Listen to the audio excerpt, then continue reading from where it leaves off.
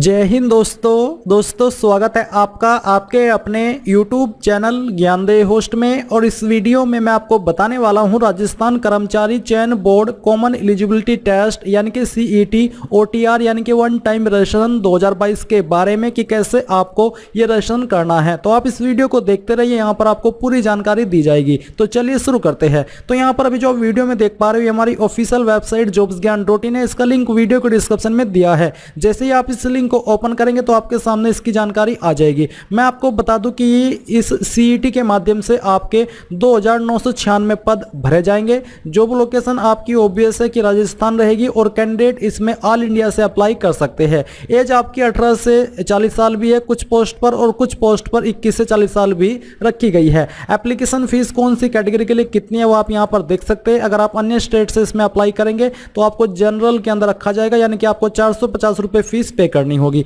आप लोग जो अप्लाई कर पाएंगे इन पोस्ट पर वो 22 सितंबर 2022 से लेकर के 21 अक्टूबर 2022 तक कर पाएंगे। तो यहां पर अब आप ये जान लीजिए कि CET के माध्यम से कौन कौन सी पोस्ट भरी जाएंगी और उसके लिए कितने पद है, और अप्लाई करने के लिए उस पोस्ट पर एग्जैक्टली क्या क्वालिफिकेशन आपसे मांगी है। आप इस टेबल के अंदर पूरी जानकारी जान सकते हैं। अब ये CET और वन टाइम रजिस्ट्रेशन क्या है इसके बारे में भी यहाँ पर हिंदी के अंदर जानकारी दी गई है। ये सब जानकारी भी आप यहाँ पर रीड कर सकते हैं। और मैं भी आपको ये बता दूं कि CET बेसिकली एक तरीका है इन पोस्ट पर शॉर्टलिस्ट होने का, यानी कि पहले आप CET देंगे, CET के बाद में फिर आपका जो इन पोस्ट का मेन एग्जाम है वो आपको देना होगा और उसके बाद ही आपका सिलेक्शन हो पाएगा। अब चलिए बात करते हैं कि कैसे आपको इसमें रजिस्ट्रेशन करना है, यानी कि वन टाइम रजिस्ट्रेशन करना है। अगर आप यहाँ पर इस नोटिफिकेशन में आएंगे तो आपको बोला है कि आपको SSO की वेबसाइट के ऊपर जाना है और फिर आपको रिक्रूटमेंट पोर्टल में जाकर के वन टाइम रजिस्ट्रेशन करना होगा। अब ये जैसे ही आप वन टाइम रजिस्ट्रेशन कर लेंगे उसके बाद में चाहे कोई सी भी वैकेंसी निकले RSM SSB के द्वारा, तो फिर डायरेक्टली आपको इसमें अप्लाई कर लेना है, क्योंकि जानकारी आप ऑलरेडी भर चुके होंगे। अगर हाँ आपको कोई चेंजेस करना होगा आपकी इन जानकारी के अंदर तो वो आप अप्लाई करने से पहले कर सकते हैं और फिर उसके बाद में डायरेक्टली अप्लाई कर सकते हैं। यानी कि आपको बार बार से सेम जानकारी भरने की आवश्यकता फिर एक बार OTR करने के बाद नहीं पड़ेगी। अब आपको आई होप समझ आ गया होगा। अब आप यहाँ पर CET अप्लाई ऑनलाइन लिंक इसके ऊपर क्लिक करेंगे। इसके ऊपर क्लिक करने के बाद अगर आपने SSO की वेबसाइट का इस्तेमाल करके पहले कोई भी फॉर्म भरा है तो आपके पास जो SSO ID या फिर यूजर नेम होगा उसका इस्तेमाल करके यहाँ पर पासवर्ड डाल करके कैप्चा कोड फिल करके लॉगिन कर लेना है। बट अगर आप फ्रेशर है, आपने अभी तक कोई इसमें रजिस्ट्रेशन नहीं किया, तो आप क्या करेंगे, आप रजिस्ट्रेशन के ऊपर क्लिक करेंगे। इसके ऊपर क्लिक करने के बाद में आपके सामने यहाँ पर कुछ ऐसा इंटरफेस आ जाएगा। अब आप किस माध्यम से अप्लाई करना चाहते हैं, यानी कि रजिस्ट्रेशन करना चाहते हैं, तो आप यहाँ पर आए, आप सिटीजन के ऊपर क्लिक करें। इसके बाद में अगर आप यहाँ पर गूगल के माध्यम से रजिस्ट्रेशन होना चाहते हैं, यानी कि रजिस्टर होना चाहते हैं, तो आप यहाँ पर गूगल के ऊपर क्लिक करेंगे। इसके बाद अपनी ईमेल आईडी यहां पर फिल करेंगे। अब जैसे ही आप अपनी ईमेल आईडी के साथ में लॉगिन कर लेंगे पासवर्ड फिल करने के बाद में, तो आपको यहां पर रिडायरेक्ट कर दिया जाएगा और आपको एक यूजर नेम यहां पर देखने को मिलेगा। अगर आप जो यूजर नेम आपको सजेस्ट किया गया है उसको रखना चाहते हैं वो भी रख सकते हैं, और अगर आप इसके अंदर कोई चेंजेस करना चाहते हैं, अपनी चॉइस से रखना चाहते हैं,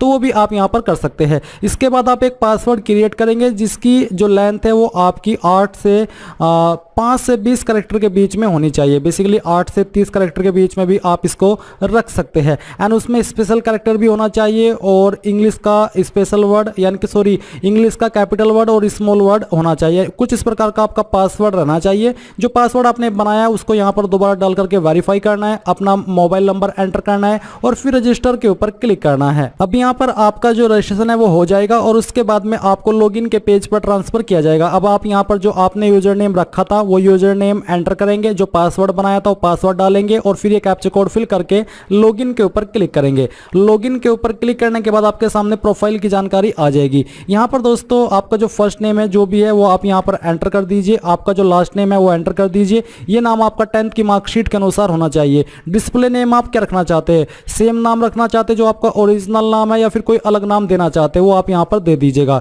इसके बाद है डेट ऑफ बर्थ, तो जो भी आपकी DOB है वो आप यहाँ पर कैलेंडर के ऊपर क्लिक करके सिलेक्ट करेंगे। आप यहाँ पर आइए, पहले आपका जो ईयर है वो सिलेक्ट कर लीजिए। उसके बाद में जो आपका मंथ है वो आपको यहाँ पर सिलेक्ट करना है। इसके बाद आपकी DOB आ जाएगी। जेंडर आपका जो भी है वो सिलेक्ट कर लीजिए। अपना मोबाइल नंबर यहाँ पर आप एडिट कर सकते हैं अगर करना चाहते हैं। ईमेल आईडी यहाँ पर आपकी दी गई है।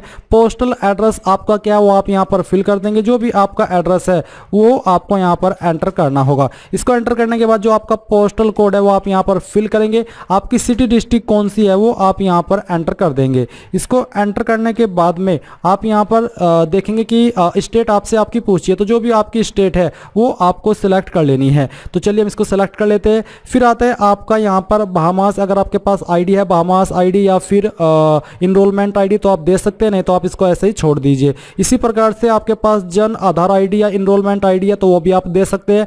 आधार आईडी अगर आपके पास है आधार नंबर तो आप यहाँ पर इसके ऊपर क्लिक करके इसको दे दीजिएगा।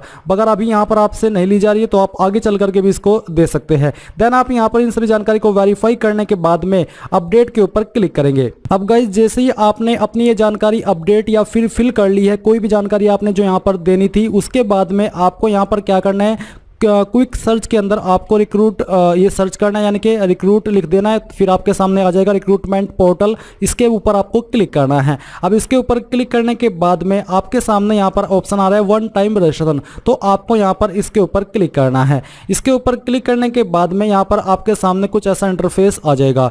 तो यहाँ पर अब आपको वन टाइम रजिस्ट्रेशन करना है। आपसे पूछा कि are you a resident, Rajasthan resident candidate, क्या आप राजस्थान के स्थायी निवासी है? अगर हाँ तो आप यस करेंगे, नहीं तो आपको नो करना है। अगर आप यस करते तो आपको यहां पर जनाधार या फिर एक्नॉलेजमेंट आईडी देनी है, यानी कि उसका जो नंबर है वो देना होगा, और फिर फैच मेंबर के ऊपर क्लिक करके उसको यहां पर जानकारी को फैच कर लेना है। अगर आप नहीं है राजस्थान के तो आप यहां पर नो कर दीजिए। अब यहां पर गाइज मैं आपको बता दूं कि अगर आप राजस्थान के नहीं है, आप यहां पर नो करते हैं तो आपके सामने आधार नंबर को फिल करने का ऑप्शन आएगा और आप सेंड ओटीपी के ऊपर क्लिक करेंगे, यानी कि आपको इसको वेरीफाई करना होगा।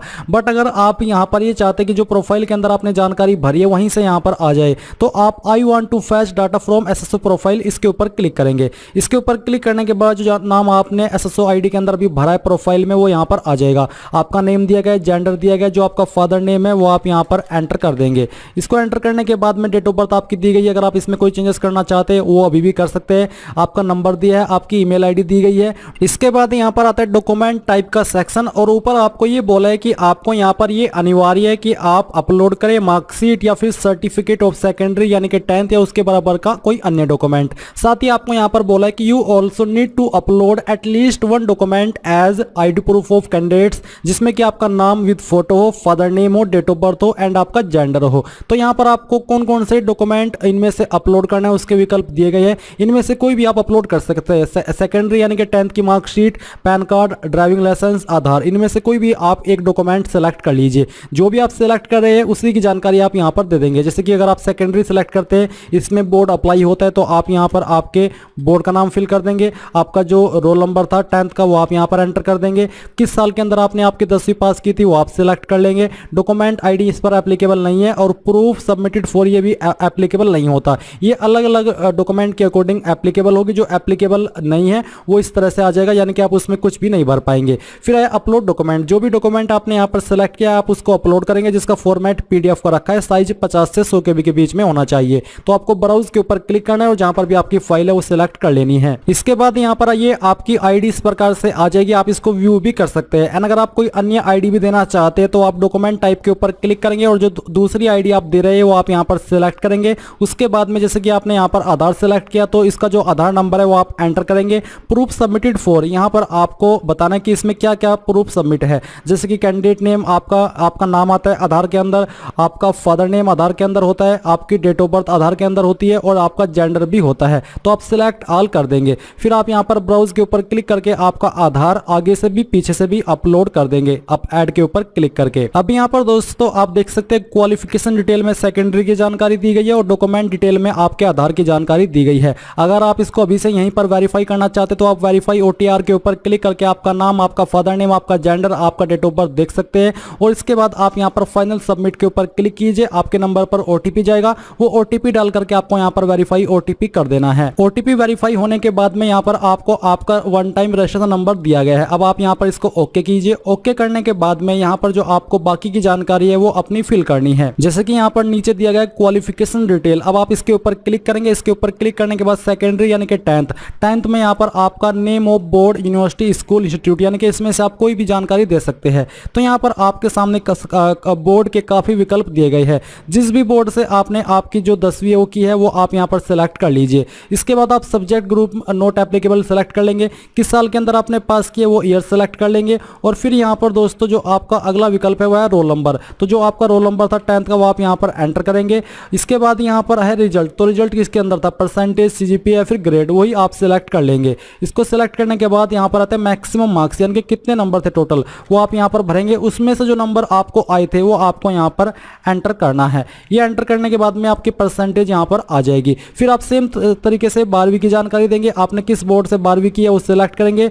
सब्जेक्ट ग्रुप आप सिलेक्ट कर लेंगे, आर्ट, कॉमर्स या फिर साइंस। फिर यहाँ पर आप पासिंग ईयर सेलेक्ट करेंगे कि किस साल के अंदर आपने पास की है। आपका 12th का रोल नंबर आप यहाँ पर एंटर कर देंगे। फिर यहाँ पर आपके सामने है आपका रिजल्ट, तो रिजल्ट किसके अंदर था वो सिलेक्ट करेंगे। फिर टोटल नंबर यहाँ पर डालेंगे, जो नंबर आपको उसमें से आए थे वो आप यहाँ पर भर देंगे, परसेंटेज आपकी यहाँ पर आ जाएगी। इसके बाद यहाँ पर दोस्तों नीचे आइए, फिर आपको देनी है आपकी ग्रेजुएशन की जानकारी। तो आपको सिलेक्ट वन के ऊपर क्लिक करके जो भी आपकी यूनिवर्सिटी है वो आप यहाँ पर सिलेक्ट कर लीजिए। अगर आपकी यूनिवर्सिटी इसके अंदर नहीं मिलती तो आपको यहाँ पर अदर्स का ऑप्शन भी देखने को मिल जाएगा। आप यहाँ पर पहले तो आपकी जो यूनिवर्सिटी है वो सिलेक्ट कर लीजिए, जिस भी यूनिवर्सिटी से आपने आपकी ग्रेजुएशन की है। यूनिवर्सिटी नेम सिलेक्ट करने के बाद में आप सिलेक्ट करेंगे कि आपने इसमें से किस लेवल की क्वालिफिकेशन की है। जैसे कि यहाँ पर सिलेक्ट वन के ऊपर क्लिक करने के बाद में आता है कि बैचलर ऑफ आर्ट, तो जो भी आपके पास क्वालिफिकेशन है वो आप सिलेक्ट कर लीजिए। यहाँ पर आपको काफ़ी सारे विकल्प दिए गए हैं, तो जैसे कि मैं यहाँ पर सिलेक्ट करने वाला हूँ बैचलर ऑफ आर्ट्स यानी कि BA, तो मैं इसको सिलेक्ट कर लेता हूँ। इसको सिलेक्ट करने के बाद में यहाँ पर आता है ईयर ऑफ पासिंग की किस साल के अंदर आपने पास की है वो आप सिलेक्ट कर लीजिए। फिर यहाँ पर आपको जो आपका सर्टिफिकेट नंबर है वो आप यहाँ पर दे दीजिए। इसको देने के बाद में आप यहाँ पर आपका रिजल्ट स्टेटस सेलेक्ट कर लेंगे। वो ये सिलेक्ट करने के बाद में यहाँ पर आपके सामने आएगा मैक्सिमम मार्क्स, तो मैक्सिमम मार्क्स क्या थे वो आप भरेंगे, जो नंबर आपको आए थे वो यहाँ पर आपको एंटर करने हैं। इसके बाद यहाँ पर जो आपकी परसेंटेज है वो आ जाएगी। फिर आप नीचे आइए और यहाँ पर सेव एंड नेक्स्ट के ऊपर क्लिक कर दीजिए और यहाँ से आप इसको ओके कर दीजिए कि ये जानकारी मेरी सही है। इसके बाद ये जानकारी आपकी सेव हो जाएगी। फिर आप नीचे पर्सनल डिटेल्स के ऊपर क्लिक करेंगे। यहाँ पर आता है personal detail, candidate name in Hindi, यानी कि आपको नाम, आपका अपना नाम हिंदी के अंदर लिखना है। सेम तरीके से आपको आपके फादर का नाम हिंदी के अंदर लिखना है, आपकी माताजी का नाम हिंदी के अंदर लिखना है। अभी यहाँ पर आपके सामने आपकी पर्सनल डिटेल आती है जहाँ पर है कैंडिडेट नेम हिंदी, यानी कि आपको आपका नाम हिंदी के अंदर लिखना है। आप यहाँ पर इसके ऊपर जो आपके कीबोर्ड आपके सामने है यहाँ पर अपना नाम लिख दीजिए और फिर एक्सेप्ट के ऊपर क्लिक कर दीजिए। अगर यहाँ से आपसे आपका नाम नहीं लिखा जा रहा तो आप हिंदी के अंदर लाइए और डायरेक्टली यहाँ पर पेस्ट कर दीजिए। फिर आप अपने पिताजी का नाम यहाँ पर हिंदी के अंदर देंगे और इसको एक्सेप्ट कर देंगे। फिर आप यहाँ पर आपकी माताजी का नाम इंग्लिश के अंदर लिखेंगे और फिर इसके बाद में आपकी माताजी का नाम हिंदी के अंदर लिख के इसको एक्सेप्ट कर देंगे। फिर मैरिटल स्टेटस बताएंगे कि आपका मैरिटल स्टेटस क्या है, मैरिड हो, जो भी आपका स्टेटस है वही आपको सिलेक्ट कर लेना है। अगर सिंगल के अलावा कोई अन्य स्टेटस है तो आपको आपके पति पत्नी का नाम यहाँ पर देना होगा, हिंदी में भी और इंग्लिश में भी। मैरिज रजिस्ट्रेशन नंबर अगर आपके पास है तो आप दे दीजिएगा और अगर नंबर ऑफ लिविंग चाइल्ड यानी कि आपके जीवित बच्चों की संख्या वो आपको देनी है। बोर्न आफ्टर 1/6/2002 के बाद में जो बच्चे हुए हैं उनकी संख्या आपको देनी होगी। फिर आती है कैटेगरी, तो जो आपकी कास्ट कैटेगरी है वो आपको यहाँ पर सेलेक्ट कर लेनी है, जो भी है वही आप सेलेक्ट कर लीजिएगा। स्पेशल एबल्ड कैटेगरी, अगर आप विकलांग है तो आप यहाँ पर सेलेक्ट कर लीजिए, नहीं तो आप नॉट एप्लीकेबल क्लिक कर दीजिए। इसके बाद यहाँ पर आपके सामने ऑप्शन आता है सब स्पेशल एबल्ड कैटेगरी, तो ये आपको भरने की आवश्यकता नहीं है क्योंकि आप विकलांग नहीं है। फिर पासपोर्ट नंबर है तो दे दीजिए, नहीं तो आप इसको खाली छोड़ दीजिए। देन यहाँ पर दोस्तों आपके सामने आता है बॉडी मार्क, आपकी बॉडी के ऊपर वो निशान जिससे आपके शरीर की पहचान होती है। अगर आपकी बॉडी के ऊपर कोई मार्क नहीं है तो आप यहाँ पर नो मार्क लिख दीजिए। साथ ही यहाँ पर दोस्तों रिलीजन का ऑप्शन भी है, तो जो भी आपका रिलीजन है वो आपको सिलेक्ट करना है और फिर आप यहाँ पर सेव एंड नेक्स्ट के ऊपर क्लिक करेंगे तो ये जानकारी आपकी सेव हो जाएगी। फिर आती है कम्युनिकेशन डिटेल यानी कि एड्रेस की जानकारी, तो अगर आप कोई अन्य ईमेल आईडी देना चाहते तो अल्टरनेटिव ईमेल के अंदर दे दीजिए, नहीं तो आप इसको खाली छोड़ दीजिए। देन आता है परमानेंट एड्रेस डिटेल, तो जो भी आपका स्थायी पता है वो एड्रेस आप यहाँ पर फिल कर दीजिए। पूरा एड्रेस, सिटी, विलेज, पोस्ट का आपका क्या नाम है वो आपको यहाँ पर देना है, यानी कि इनमें से कोई भी चीज़ आप दे सकते हैं। स्टेट आपकी जो भी है वो स्टेट आप यहाँ पर सिलेक्ट कर लेंगे। इसको मैं आपको यहाँ पर एक रैंडम एड्रेस ही फिल करके दिखा रहा हूँ।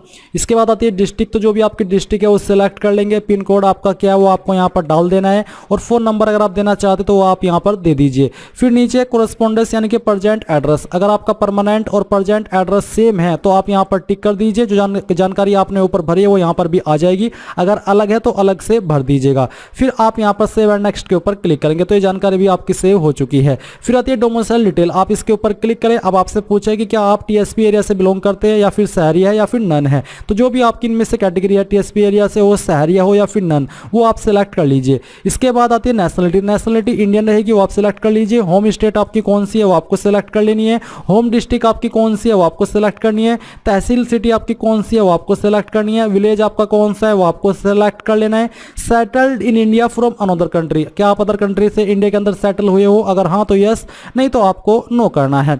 इसके बाद नीचे यहाँ पर सेव एंड नेक्स्ट के ऊपर क्लिक कर दीजिए और यहाँ से ओके कर दीजिए। ओके करने के बाद एडिशनल कैटेगरीज के ऊपर क्लिक कीजिए। यहाँ पर आपसे कुछ सवाल पूछे, जैसे कि क्या आप एक सर्विसमैन है, अगर हाँ तो यस, नहीं तो आपको नो करना है। इसके बाद क्या आप एक मेधावी खिलाड़ी है, आउटस्टैंडिंग स्पोर्ट्स पर्सन है, अगर हाँ तो यस, नहीं तो यहाँ पर भी आपको नो करना होगा।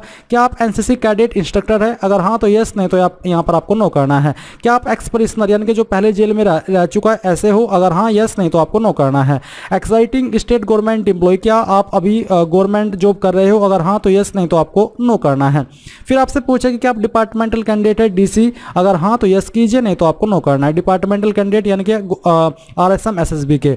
फिर यहाँ पर अगर आपकी इनमें से कोई अन्य कैटेगरी है जैसे कि reservist, army personnel, temporary government employ, तो जो भी है उसके ऊपर टिक कर दीजिए, नहीं तो सेव एंड नेक्स्ट के ऊपर क्लिक कर दीजिए और यहाँ से ओके कर दीजिए। तो अब गाइज ये आपकी जो इन्फॉर्मेशन है ओटीआर की वो कंप्लीट हो चुकी है। अभी आपको क्या करना है, आप यहाँ पर देख सकते हैं आपका फोटो और सिग्नेचर अभी बाकी है। तो आप यहाँ पर यूजर प्रोफाइल के ऊपर क्लिक करें, आपको यहाँ पर राइट साइड में क्लिक करना है और जो आपकी अपडेट एसएसओ प्रोफाइल है आपको इसके ऊपर क्लिक करना है। इसके ऊपर क्लिक करने के बाद में यहाँ पर दोस्तों आप अपना फोटो एंड साइन अपलोड कर पाएंगे। वो कैसे, आप यहाँ पर इसके ऊपर क्लिक करें, यहाँ पर जो आपका फोटो है इसके ऊपर क्लिक करें और इसके ऊपर क्लिक करने के बाद जो आपका फोटो है वो आपको सिलेक्ट करना है, जिसका साइज 100 KB से ज़्यादा नहीं होना चाहिए। तो आप यहाँ पर अपलोड के आइकन के ऊपर क्लिक करें और जहाँ पर भी आपका फोटो है वो आपको यहाँ पर सिलेक्ट कर लेना है। इसको सिलेक्ट करने के बाद में यहाँ से ओपन करना है। ओपन करने के बाद आपकी फाइल आ जाएगी। अब आपको अपडेट के ऊपर क्लिक करना है।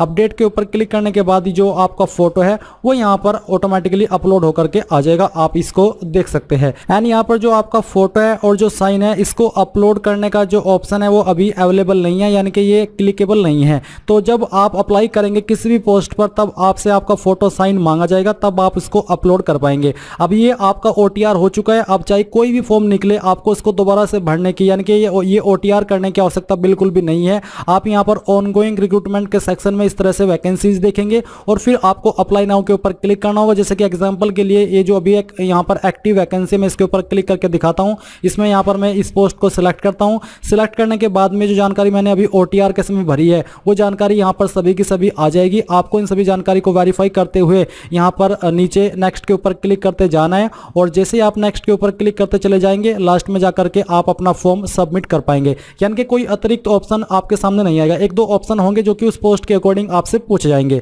तो बेसिकली ओटीआर यही है आपका। अब जैसे ही आपके कल अप्लाई शुरू होंगे इन पोस्ट पर उसकी भी वीडियो आपके सामने आ जाएगी, यानी कि मैं आपके लिए बना दूंगा। तो ये ओटीआर है आपका वन टाइम रजिस्ट्रेशन। तो इस प्रकार से आप लोग आरएसएम एसएसबी यानी कि राजस्थान सीईटी ओटीआर रजिस्ट्रेशन कर पाएंगे। आई होप ये जानकारी आपको पसंद आई होगी। So thanks for watching. जय हिंद।